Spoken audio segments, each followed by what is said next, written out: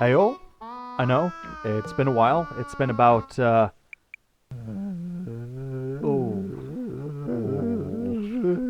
for the single person who's been egging me on to make more videos, and yes, You know who you are. I just didn't know what I was gonna do with this channel. However, now I think I know what kind of niche I'm gonna fall into, which is just talking about things I like, and maybe rant about some things I don't like so much.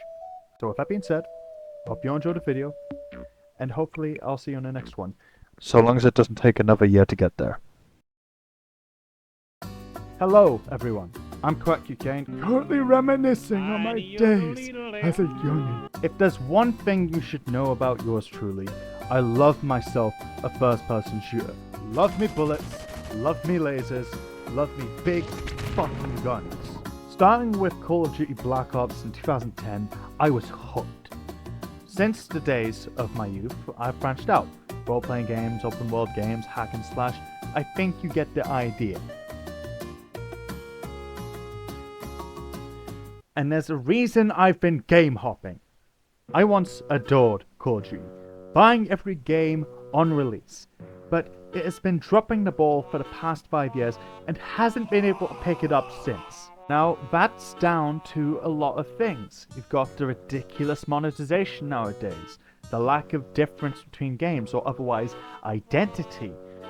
Then there's skill-based matchmaking, or SBMM. Skill-based matchmaking is an algorithm that's supposed to match you up against people of similar playstyles and levels. This is only used, usually, in ranked modes. However, as of late, it seems to have got a chokehold on casuals as well, such as my...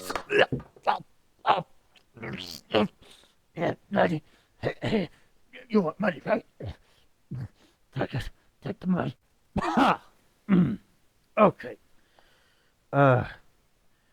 Okay, SBMM has become a contentious topic, especially recently. As for what I think of it, and COD by extension, I got tired of feeling like my matches were being micromanaged. I held on to hope longer than most, sticking with the franchise until recently with Modern Warfare 22.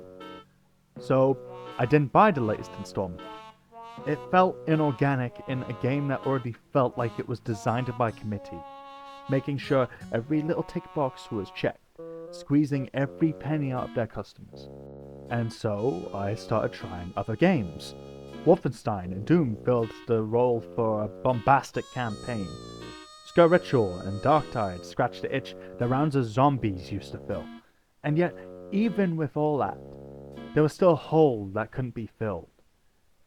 And then we got Xdefiant. Boy oh boy have I been waiting to play some XD. I played the betas, I played the playtests, and I waited. God, I waited. Yeah, okay, first of all, out of all the people I expected to make this kind of game, it sure as hell wasn't Ubisoft. You know, that Ubisoft. Xdefiant is a 6v6 arena shooter. It borrows from games like Overwatch and... Yeah, you saw how I started this video. You know exactly where I'm going with this. It has been called the Call of Duty killer. Now, one could see why. One of the producers, Mark Rubin, worked on some of the best games COD has. Just a little fun fact. The soldier you see on these two front covers here, that's him. That's Mark. If you grew up with these games, this guy was literally the face of your childhood.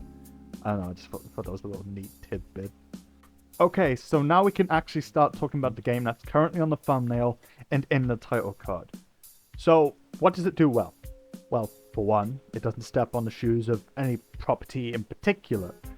As it stands, it uses the properties in it, like Splinter Cell and Ghost Recon, to give the game a dash of personality. Factions have their own announcers and banter, it knows what it is. Ubisoft Smash Brothers with guns.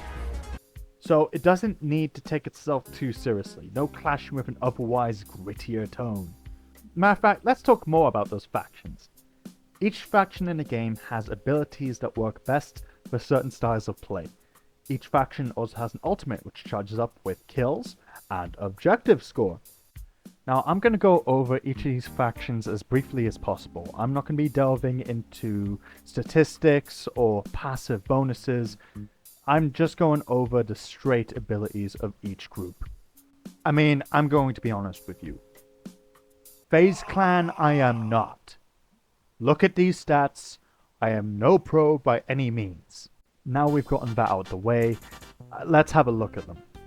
Echelon are your spies, specializing in recon and being a pain in the ass for the enemy team. They have an intel suit which marks enemies in a radius, or a digital camo for sneaky flanks. Their ultimate is a set of sonar goggles. These let you see enemies through walls and gives you a heavy hitting pistol for quick kills. They also act like a VSAT for your team, showing enemy position and direction on your minimap. Cleaners are New York bin men with an affinity for fire. They have explosive drones that can clear areas from a distance, or a firebomb, for which they throw a Molotov at their own feet to clear an area around them. If that wasn't enough, they have the Purifier, a flamethrower as an ultimate. The Phantoms are your buff military boys. They are built hedged, the tanks if you will. They have a mag shield, which can be placed down, protecting you and your team for a limited time. A blitz shield, which works like a riot shield, covering yourself during hard pushes and being a 2-hit kill on enemies. And finally, the ultimate, the Aegis, a dome shield which moves around with you and gives you a shot cannon for when they get just a little bit too close. Libertad are the guerrilla fighters of Yara, using their country's miracle drug acting as medics on the field. You got the Bio Vida boost, which is a mobile health boost for yourself and your team. The El Remedio, which is a stationary health dispenser. And then there's the ultimate, Medico Supremo, which creates a health pool for you and your team, healing yourself and doubling your health whilst you're inside this radius.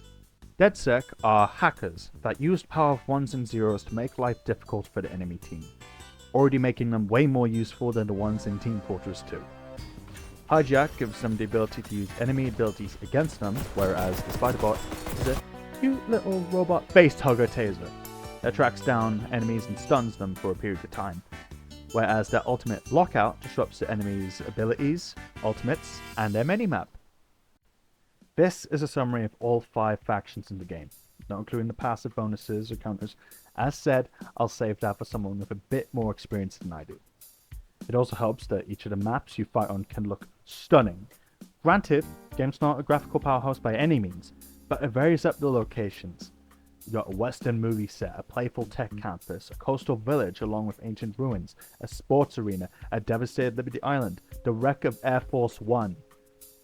The variety of map locations and styles is at the very least, in my opinion, stellar. Honestly, the mind races on what they can do with other properties in their lineup. Assassin's Creed Brotherhood is a reason in and of itself to make a map in Rome. Well, why stop there?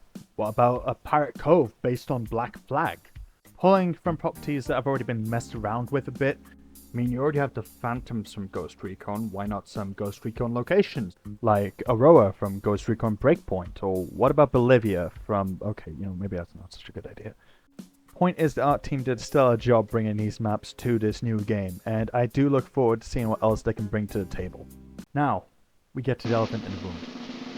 SBMM. Skill-based matchmaking. It's not here!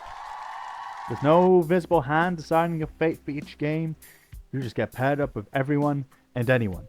You can get easy matches where you're at the top of the leaderboard, or matches where you get beatings in ways you didn't know were possible. And because it's not on casual matchmaking, matches come up quick and fast. No more waiting 5 minutes just to play a game of domination. Once you click play, you're in. So with everything being said, could this be it? Could this truly be the COD killer? Nah, I don't think so. To be fair, Activision's been doing a bang-up job of that themselves. Good job, team. Xdefiant still has a couple of the issues that plague Call of Duty. For one, the ridiculous prices on some of these microtransactions, which I shall henceforth call transactions because there's nothing micro about them. Okay, I get it, it's a free-to-play, but it doesn't mean they have to charge the price of a whole new game for a Founders Pack. That, and there's the whole discussion of the hit detection, which has been iffy at times. But I was never looking for a COD killer. I was looking for a COD alternative. And that this does very well. I could ask myself why I like this game so much in spite of getting my ass handed to me, or I could just keep playing it, which actually, it's not even a discussion. That's exactly what I'm going to be doing. Well, yeah, I think that's all I had to say. Thank you for stopping by the Quackhouse, and I hope to see you all again here soon.